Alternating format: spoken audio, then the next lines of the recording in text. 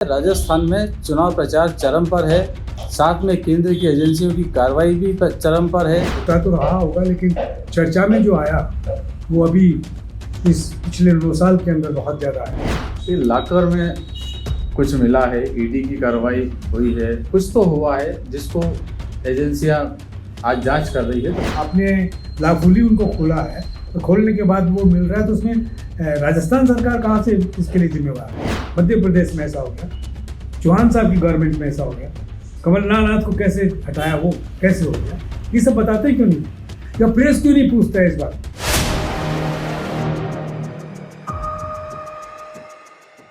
नमस्कार, 4 PM राजस्थान में आपका स्वागत है। राजस्थान में चुनाव प्रचार चरम पर है, साथ में केंद्र की एजेंसियों की कार्रवाई भी चरम पर है। चरम पर इसलिए कह रहा हूं कि बीच में जो ड्यूरेशन निकला है साल भर का, उसके अंदर ऐसी कार्रवाइयाँ नहीं हुई जैसी अचानक चुनाव की घोषणा होने के बाद हुई है, इसलिए मैं इसे चरम पर कह रहा हूं। और साथ में चुनाव प्रचार में सभाओं में भी इसकी चर्चा अब चरम पर है, दोनों तरफ से है। मुख्यमंत्री अशोक गहलोत भी चर्चा करते हैं और भाजपा के बड़े नेता आते हैं तो वो भी चर्चा करते हैं। ईडी की जो कार्रवाई हुई है उसके बाद में गृह मंत्री अमित शाह राजस्थान आए, 3 सभाएं की, तीनों सभाओं के अंदर उन्हीं मुद्दों की चर्चा है जिन पर कार्रवाई ईडी ने की थी। मेरे साथ चर्चा के लिए मौजूद हैं वरिष्ठ पत्रकार ओम सिरी जी। वो लगातार इन कार्रवाइयों को देख रहे हैं, राजस्थान में चुनाव प्रचार को देख रहे हैं, 50 साल से राजस्थान में पत्रकारिता कर रहे हैं, हर चुनाव उन्होंने देखा है, हर चुनाव की नब्ज समझते हैं। सैनी साहब, चुनाव की घोषणा के बाद एजेंसियां एक्टिव हुई है, भ्रष्टाचार की बातें हो रही है, फिर नेता आ रहे हैं और उन्हीं केस की बात कर रहे हैं जिन पर कार्रवाई ईडी ने की है, जिन पर कार्रवाई आयकर विभाग ने की है। इस तरह की कार्रवाइयों का चुनाव में किस तरह का माहौल बन सकता है? देखिए नवीन जी, एक बात आपको बता दूं कि हमारे देश के प्रजातंत्र में एक खास बात रही है, वो ये कि जो हमारे केंद्रीय संस्थाएं हैं, जो से लोक प्रशासन में अगर कहें तो सेंटर की और राज्य की, वो संस्थाएं इतनी पाकीज़गी भरी थी क्योंकि इनको इतना इनको प्रोटेक्शन मिलता है कॉन्स्टिट्यूशन से। कॉन्स्टिट्यूशन का आर्टिकल 309 से लेके 323 तक इनके सारे विस्तार से चर्चा है इन सब, तो इनको कोई दबा या धमका नहीं सकता। ये तो जब खुद ही अपने आप को कहीं पर जोड़ लें और राजनीति से अपने हिसाब से चलने लगें और छलांग मारने लगें कि एक दूसरे से प्रतिस्पर्धा में आगे निकल जाए, ऐसा सिलसिला जब से बना है। और वो पहली बार, मुझे वैसे होता तो रहा होगा, लेकिन चर्चा में जो आया वो अभी इस पिछले 2 साल के अंदर बहुत ज़्यादा है, और वो भी ख़ास तौर से इस चुनाव के प्रारंभ होने से पहले।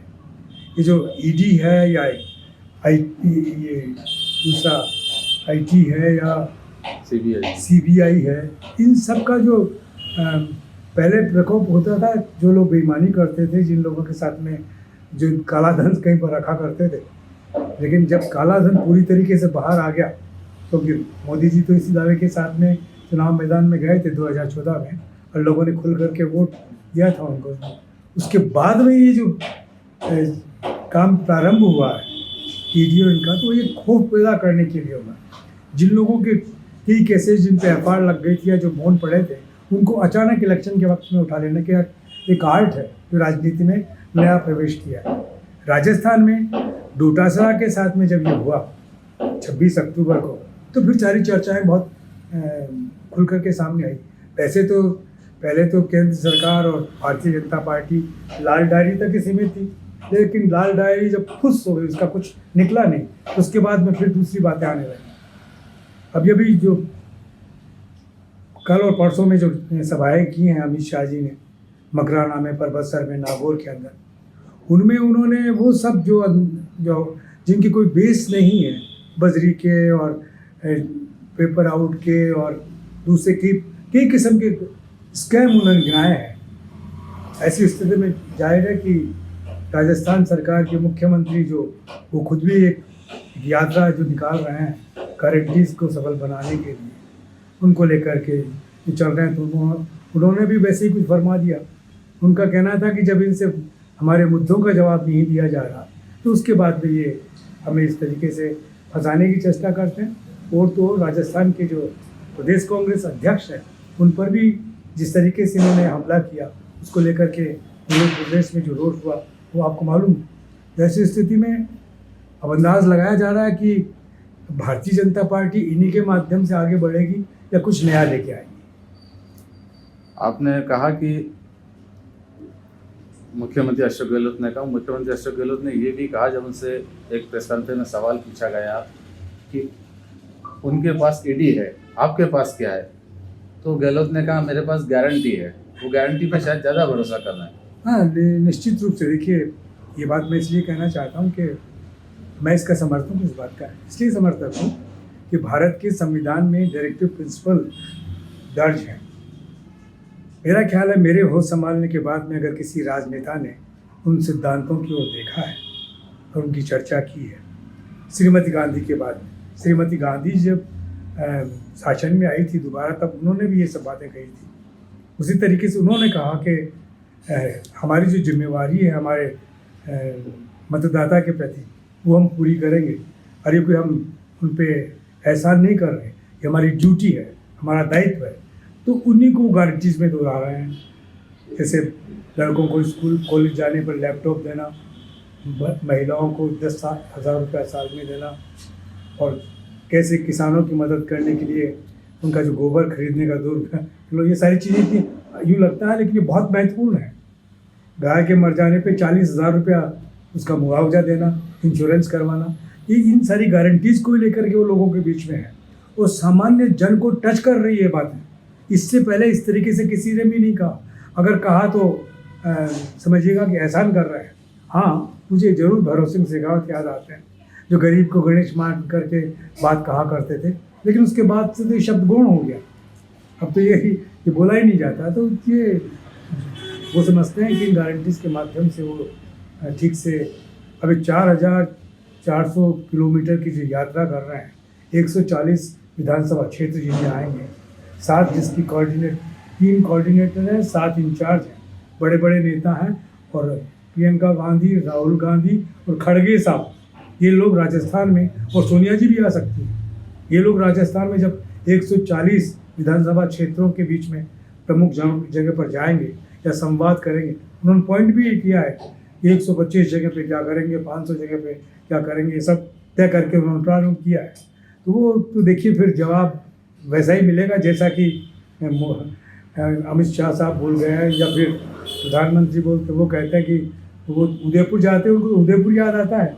तो उसके साथ में तो ये हुआ, तो एक और दूसरा जिनके साथ में तो इम्पीचमेंट का आरोप लगाते हैं, लेकिन ये नहीं समझते कि जितना पैसा इधर जयपुर में दिया उतना ही पैसा उदयपुर में भी दिया था। तो उसके लिए जिम्मेवार तो वो नहीं है ना, माहौल है सारा जिम्मेवार, और माहौल भी नियंत्रित है। ऐसा नहीं है कि एक के बाद में एक सर काटे जा रहे हैं। तो ये मुख्यमंत्री के पास में इनके अपने रास्ते हैं जिनको कि वो इस्तेमाल कर रहे हैं। ये लाकर में कुछ मिला है, ईडी की कार्रवाई हुई है, कागजात लेके गए हैं, पहले भी अरेस्टिंग हुई है, कुछ तो हुआ है जिसको एजेंसियां आज जांच कर रही है, तो कहीं ना कहीं माहौल तो बनता है सरकार के खिलाफ। नवीन जी, एक बात समझिए आप कि लॉकर की जो सुविधा है, इसके कुछ कायदे कानून होंगे निश्चित रूप से। जब बैंक में भी अगर हम लॉकर लेते हैं तो उसके वो मान्यता प्राप्त बैंक के माध्यम से, बैंक की रिस्पॉन्सिबिलिटी होती है, उसमें क्या रखा है, कुछ भी अगर उल्टा सीधा प्राप्त होता है तो उस व्यक्ति पे जिसका सामान रखा है उस पर उसके विरुद्ध कार्रवाई होती है। तो ये जो लॉकर्स हैं, इनमें क्या रखा है, ये सब तो वो जो लॉकर के जो कंडीशंस होंगे जिनके माध्यम से रखा जाता रहा है, उसमें राज्य सरकार का तो कोई लेन देन है नहीं। वो लॉकर वो देने वाले हैं और लॉकर लेने वाले के बीच में एक मान्यता जरूर स्थापित हो रही है। वो मान्यता आरबीआई के माध्यम से आई होगी, किसी बड़े बैंक के माध्यम से आई होगी, हिसाब इनके प्रति कैसी रेस्पॉन्सिबिलिटी होगी। अगर वो काला धन है तो अरेस्ट कीजिए ना, पकड़िए ना। आपने लाफूली उनको खोला है, और खोलने के बाद वो मिल रहा है, तो उसमें राजस्थान सरकार कहाँ से इसके लिए जिम्मेवार है? वो व्यक्ति जिसके नाम से जमा है उसको हिसाब किताब देना है। आप उसमें अशोक गहलोत को या कांग्रेस सरकार को कैसे आप फंसा सकते हैं? अब लोग भी मुझे आश्चर्य होता है कि मेरे पत्रकार दोस्त भी इसको इस तरीके से रिपोर्ट कर रहे हैं, ये नहीं बता रहे कि वो लॉकर कैसे है, किसकी अनुमति से, किसके रिकग्नाइजेशन में है, कि कौन पकड़ा गया है, किसका पैसा था। वो सब बताना चाहिए ना। वो ना बता करके ये ऐसा करना चाहिए कि ये सब राजस्थान सरकार की घाल में है। जिस तरीके से सचिवालय में पैसा मिला था उस तरीके से लॉकर्स में मिला, तो उनमें बड़ा फर्क है। एक जगह छुपाया गया था, एक जगह रखा है जो बिल्कुल कानूनी रूप से रखा गया, तो उसके लिए कोई ना कोई संस्था जिम्मेवार है जिससे सवाल जवाब किए जा सकते हैं। कौन इंडिविजुअल है जिसने रखा, वो सब पता है। तो इनको मिक्स नहीं किया जा सकता। और ये खबर को एक तरीके से सनसनीखेज बना देने का सिलसिला लगता है कि आप अपनी जिम्मेवारी ठीक से पूरी नहीं कर रहे। यही सब पूछा जाना चाहिए। डॉक्टर कोयललाल मीणा जब गए तो तब भी मैं समझता हूँ कि पूछा जाना चाहिए था कि साहब आपको कैसे पता कि इसमें सब कुछ है, आप कैसे जानते हैं। और ये आपको पता ही होगा कि साहब ये किस तरीके से ये जो सिस्टम चल रहा है, ये निजी क्षेत्र में जो ये बने हुए हैं लॉकर, ये कैसे चलते हैं। तो वो सब तो बताइए आप, ये कैसे चलता है और किसकी घालमेल से हो रहा है। वो सब आप बताएंगे नहीं और आप कहेंगे साहब इसमें तो 500 करोड़ मिले, इसमें 100 करोड़ मिले। तो इसमें राजस्थान सरकार कहाँ जिम्मेवार है, ये मेरे समझ में आज मेरे भी नहीं आया। ये आपको भी पूछना चाहिए उन लोगों से कि ये सब कैसे हो रहा है। केंद्र की एजेंसियों का इस्तेमाल पहले भी होता रहा है। हम देखते रहे हैं कि किसी नेता विशेष को दबाने के लिए, उसे कहीं कंट्रोल करने के लिए, पार्टी से तोड़ने के लिए, दल बदल कराने के लिए इस तरह की बातें उठती रही है कि एजेंसियों का इस्तेमाल होता है। लेकिन चुनाव के पहले पब्लिक को इम्प्रेस करने के लिए, उससे प्रभावित करने के लिए ऐसा पहले कभी हुआ है? देखिए नवीन जी, राजस्थान में तो पहली बार ऐसी नौबत तब आई जब सुखाड़िया जी शासन में थे और 67-66 का मामला है और संपूर्णानंद जी उस वक्त गवर्नर हुआ करते थे। तब एक कुछ मत कम, कुछ 1 या 2 वोट कम पड़ रहे थे गवर्नमेंट बनाने में और अपोजिशन यूनाइट था। लेकिन वो सब सिलसिला तो बड़े देर तक उसका तो सब निपटारा हो गया। बाद में वो लोग दल बदल करके गए, 2 ही लोग तो गए थे। जो पहला दल बदल राजस्थान में हुआ वो लोग गए, तब सरकार बनी सुखाड़िया जी की। लोग उससे पहले आंदोलन हुआ, आंदोलन में 7 लोगों की मृत्यु हुई, गोली चली जयपुर शहर में, वो एक अलग सीन था। अभी तो ऐसा कुछ था नहीं।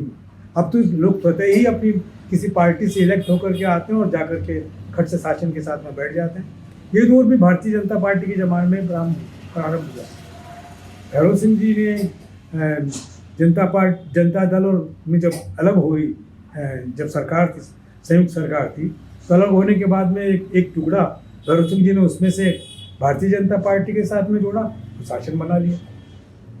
उसके बाद में ये चलन हुआ है कि जब अशोक गहलोत साहब के पास में बहुमत नहीं हुआ और कम पांडे लगा तो बीएसपी को साथ में ले गए। तो ये पार्टी की पार्टी खा जाना, ये राजस्थान का एक नया चलन है जो अखिल भारतीय स्तर पे भी खूब हुआ।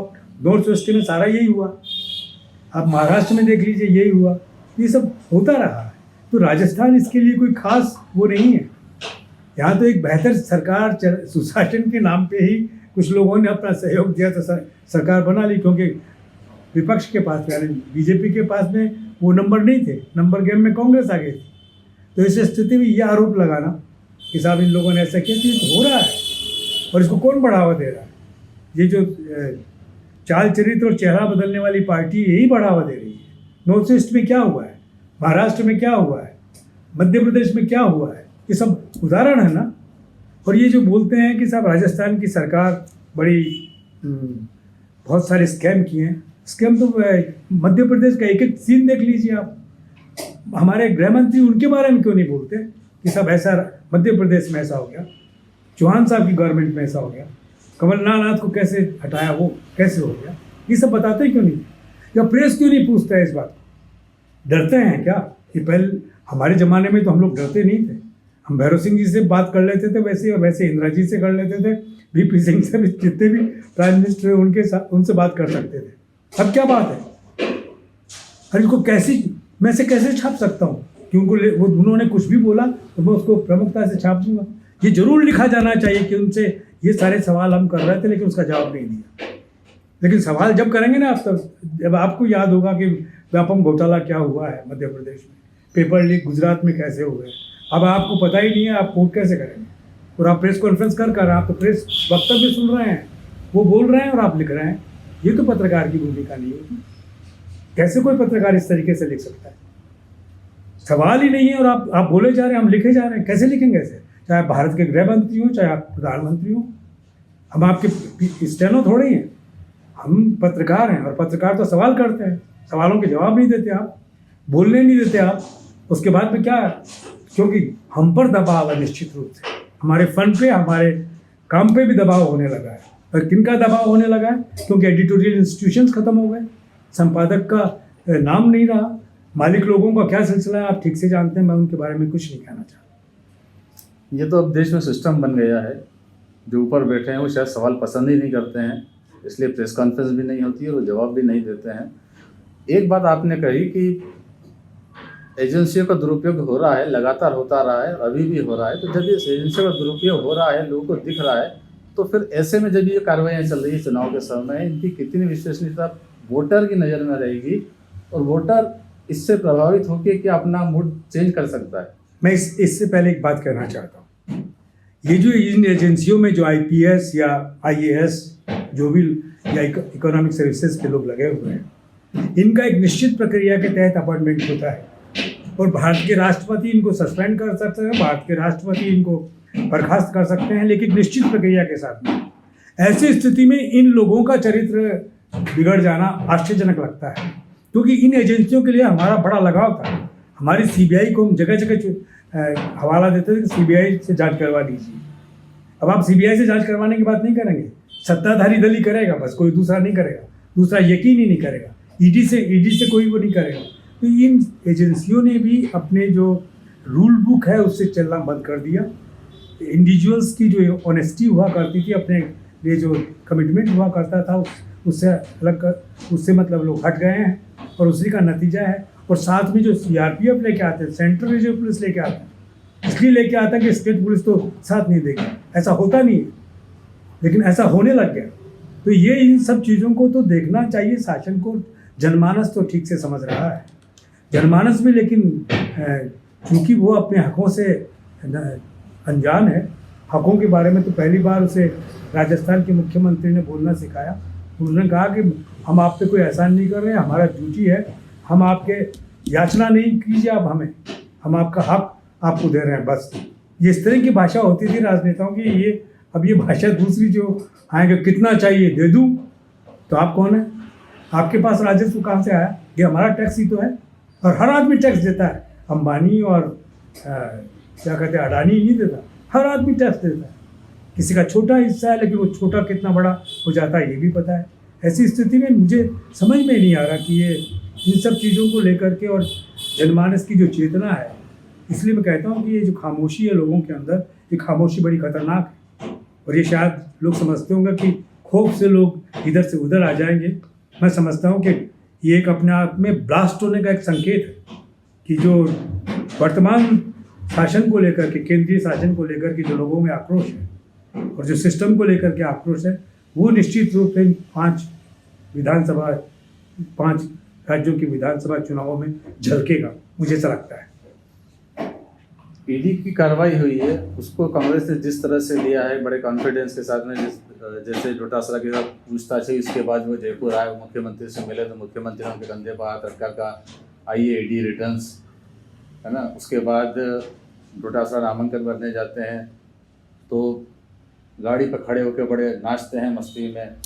ऐसा लगता ही नहीं कि ईडी की कोई कार्रवाई उनके ऊपर हुई। कि कांग्रेस में इसको लेके कहीं ज़्यादा आत्मविश्वास आ गया है, कहीं ऐसा है कि बाजी बीजेपी को उल्टी पड़ सकती है। देखिए, ये आप ठीक कह रहे हैं। डोटासरा के यहाँ जब रेड हो रही थी सीकर के अंदर, और लोग जब हज़ारों की तादाद में घर के बाहर इकट्ठा हो गए, तो बाहर आए, उन्होंने कहा कि ईडी मेरे साथ में बड़ा सम्मानपूर्वक व्यवहार कर रही है, उनको जांच करने का हक कर लेने दीजिए, आप निश्चिंत रहिए, कुछ होगा तो मैं आपको बताऊंगा। यहाँ पर कोई भी ऐसी घटना नहीं होनी चाहिए जिससे लगे कि हम लोग उत्तेजित होकर गलत काम कर रहे हैं। तो ये उदाहरण होना चाहिए, लोग उसी के साथ में खामोश हो गए। तो ये जब आपको जनप्रेम इतना मिल जाता है, तो आप में निश्चित रूप से एक एहसास होता है कि हम लोग जिस जनता के साथ में जुड़े हुए हैं वो हमारे आदेश भी मानती है, क्योंकि हम जनता के आदेश मानते हैं। तो ऐसे में उनका प्रसन्न होना, चीखना और ये सब आकर के बोलना, नृत्य करना जैसा बता रहे हैं, बड़ा स्वाभाविक है। और मैं इसीलिए कह रहा हूँ कि ये ये जो इलेक्शन है, इसमें कार्यकर्ता तो बड़ा यूं लगता है, बड़ा उछल कूद करता हुआ नजर आता है, लेकिन जनमानस जिनको वोट करना है वो बड़े खामोश हैं। और ये खामोशी किसी अच्छे या बुरे की संकेत दे रही है, जो बाद में आपको जब चुनाव नतीजे आएंगे। तो अमित शाह साहब ने कहा कि 3 तारीख हम 3 दिवाली मनाएंगे इस बार। कौन सी दिवाली मनाएंगे? एक तो दिवाली मनाएंगे और दूसरी जो नतीजे आएंगे उनकी दिवाली मनाएंगे, और तीसरा रामचंद्र जी को बैठाएंगे।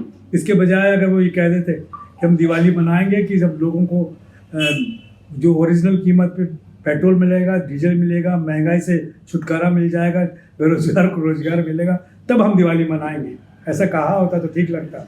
लेकिन रामचंद्र जी के पास में जाके रामलला के मंदिर में भी क्या कहेंगे लोग? हे प्रभु, ये कैसा क्या किया कि हमें बेरोजगारी के रास्ते में फंसे हुए हैं, हमें बाहर निकालो, यही तो कहेंगे। तो दिवाली कहाँ से मनेगी उसमें? मुझे समझ में नहीं आ रहा कि ये बातें क्यों कह रहे हैं और कौन उनकी उसमें ताली बजा रहा है। ये ताली सामान्य जन तो बजा नहीं सकता। जो ताली बजा रहे हैं वो लाभार्थी होंगे निश्चित रूप से, इसलिए बजा रहे होंगे। मुझे समझ में नहीं आ रहा कि कैसी भाषा बोली जा रही है, और ये बड़ी अजीब भाषा है। पिछले 50 साल के अंदर पहले बड़ी जिस तरह की भाषा इलेक्शन के दौरान बोली जाती थी, उनमें शंकाओं के समाधान थे, लोगों के साथ में एक सामंजस्य बिठाने का तरीका था। अभी तो आप बोल रहे हैं ये तो इम्पीचमेंट है, तो अल्पसंख्यकों के साथ में होगी, तो बहुसंख्यकों के साथ में होगी, सब बोलना पड़ रहा है। क्यों बोल रहे हैं आप? भारत का हर नागरिक आपके लिए एक सा है, चाहे वो सिख हो, चाहे हिंदू हो, चाहे मुसलमान हो, कोई भी हो। आपने देखा भारतीय जनता पार्टी के लोगों ने तिजारा के अंदर क्या किया, कैसे गुरुद्वारे पे हमला किया है, और कैसे उन्होंने फिर जाके माफ़ी मांगी, क्योंकि उससे वोट प्रभावित होता है। ये एहसास नहीं हुआ कि हमने गलत काम किया, ये कि ना वोट प्रभावित होता है, माफ़ी मांगते हैं, कपड़े क्या कहते हैं, जूते भी साफ कर रहे हैं, सब कर रहे हैं। तो ये सब चीज़ें दिखने में आ रही है, सब क्या आ रही है? यहाँ जयपुर में दिख रहा है तो पूरे हिंदुस्तान में नहीं दिख रहा होगा? लोग देख नहीं रहे हैं क्या? लोग समझेंगे नहीं क्या? ईडी और दूसरी एजेंसी की जो कार्रवाई कर रही है, उसके बाद कांग्रेस भले ही कॉन्फिडेंट दिख रही है, लेकिन जो 2 टिकट कटे हैं, जेएमएम घोटाले की कार्रवाई हुई, उसके बाद महेश जोशी को टिकट नहीं मिला, लाल डायरी वाला मुद्दा चुनाव के अंदर बन रहा है, धर्मेंद्र राठौड़ टिकट के उम्मीदवार थे, नहीं मिला, तो कहीं कांग्रेस भी इसको लेकर घबराई हुई है, टिकट काटे हैं इसी को लेकर। देखिए, कांग्रेस क्या नाम, महेश जोशी या धर्मेंद्र राठौड़, ये कांग्रेस नहीं है, ये भी कांग्रेस के कारिंदे हैं। कुछ लोग जो कांग्रेस के मेंबर हैं, हो सकता है उनके कोई भी हो, उनको तो जो विवादास्पद है, जिनकी विवाद बहुत ज़्यादा जनमानस के बीच में व्याप्त है और कहा जा रहा है तो मत दीजिए ना टिकट, काम करने दीजिए कार्यकर्ता की तरफ, पता लग जाएगा। अगर नहीं होंगे तो अपनी हैसियत वापस हासिल कर लेंगे। लेकिन ये कहाँ से जो हो गया कि सब डर की कांग्रेस डर रही? क्यों डर रही कांग्रेस? कांग्रेस ने हटा दिया ना, कांग्रेस नहीं हटाती, और इस तरह की अफवाहों में घिरने के बाद में महेश जोशी पराजित होते या धर्मेंद्र राठौड़ पराजित होते, जबकि वो तो अलग तरीके से बैठे हुए हैं। जाइए उधर देखें, जिनके बारे में बहुत कुछ कहा जा रहा था, शांति धारीवाल को पराजित कर दीजिए। देखें जिस आदमी की जुबान से एक चीज़ स्लिप हुई, और जिसके लिए 50 बार जिस आदमी ने माफ़ी मांग ली, और जिसका अपना कंट्रीब्यूशन है, कोटा जैसे शहर को जैसा खूबसूरत बनाया है, राजस्थान के बाकी शहरों में उन्हीं के नेतृत्व में सारे काम होते रहे, ये मंत्रालय उन्हीं का है। तो ऐसे में एक बात से आप उनको किस तरीके से खलनायक बना करके या बलि की बकरी कैसे बना सकते? तो ये कांग्रेस का भय नहीं है। ये भय कांग्रेस को जिनसे भी कुछ लग रहा था कि लाल डायरी जो बिल्कुल जीरो है, जिसका हवाला बार बार दे रहे हैं, अमित शाह साहब नागौर में ही बोल रहे थे कि लाल कपड़े से शायद लाल रंग से डर लगता है मुख्यमंत्री को। डर कहाँ से लग रहा है? कह रहे हैं ना कि भाई इसमें है तो निकाल दो जो भी कुछ है, ये तो वाजिब वक्त है, उसके बाद में कब निकालोगे? जब नतीजे आ जाएंगे तब निकालोगे, तो उससे क्या हो? एक आखिरी सवाल आपसे, ईडी और इनकम टैक्स की कार्रवाई का फायदा किसको मिलेगा, भाजपा या कांग्रेस? कैसे मिलेगा? आप नवीन जी बड़ा गलत सवाल कर रहे हैं। भाजपा को कैसे मिलेगा? क्योंकि राजस्थान में तो जो पैसा पकड़ा गया है या जो कुछ भी पकड़ा गया, किन के पास में पकड़ा गया? किसी कांग्रेस की उसके पास में तो पकड़ा नहीं है। जब पकड़ा गया वो वहाँ से आप कुछ कर नहीं रहे, वहाँ जाते नहीं हैं। अब तो यहाँ घूम रहे हैं, राजस्थान में घूम रहे हैं, सिर्फ डराने के लिए घूम रहे हैं। तो डराने का तो डराने का जवाब तो कांग्रेस ने दे दिया कि आप पे सबसे बड़ा जो कांग्रेस के संगठन का प्रांतीय अध्यक्ष है उस पर आपने हमला बोला, और उस हमला बोलने का आपने परिणाम देख लिया कि किस तरीके से लोग इकट्ठा होते हैं। तो ऐसे ही मत अगर ऐसे ही इकट्ठे हो तो फिर परिणाम क्या रहेगा? तो कांग्रेस को किस बात का डर? लेकिन ऐसा लग रहा है कि हमारे जो केंद्रीय संस्थान है, ये जो इंस्टीट्यूशन है, जो कॉन्स्टिट्यूशनल है, जिनका अपना शक्ति है, अपना पावर है, उन इंडिविजुअल्स को जिनके पास में इतनी सारी अपॉर्चुनिटीज़ हैं कि उनको न बर्खास्त किया जा सकता, न सस्पेंड किया जा सकता बगैर किसी प्रक्रिया के, वो ऐसे कैसे हो गए? वो रूल बुक से क्यों हट रहे हैं? ये प्रधानमंत्री की या गृह मंत्री की हुक्म अदुली तो हो नहीं सकती कि अगर लोकफुली बताएंगे साहब ऐसा हुक्म निकलता नहीं है। ये होता रहा है ना, मुख्यमंत्री को या प्रधानमंत्री को ये सारे सेक्रेटरीज आकर के बताते हैं कि ये जो आप फरमा रहे हैं ऐसा नहीं, ऐसे नहीं हुआ है, ऐसा है। तो उसमें आप उस आदमी का ट्रांसफर ही कर देते थे, उससे बहस नहीं करते थे कि दूसरा जो उसको मान ले उसको बुला के बिठा दो। तो यही हो रहा है। क्यों उदयपुर कैडर के, वो गुजरात कैडर के लोग बैठे हुए हैं? राहुल गांधी ने जो नोट किया है कि 3 ओबीसी के लोगों के अलावा जो जितने भी बैठे हुए हैं सब गुजरात कैडर के हैं। तो क्यों हम गुजरात कैडर के भाई? इसका मतलब ये है कि आप एक किस्म की एक लेगेसी बनाना चाहते हैं कि गुजरात का अफसर आपके कहे मुताबिक चले। लेकिन गुजरात में भी देखा है बहुत सारे आईपीएस कहाँ बैठे हैं, किस जेल में बैठे हैं, कितने दिनों से बैठे हैं, बिगड़ सुने बैठे हैं। ऐसा तो कभी हुआ नहीं हिंदुस्तान में, ये तो पहली बार देखने को मिल रहा है। पत्रकारों का भी यही हाल है, बैठा रखा है। यूपी में आपने देखा कैसे बैठे रहे।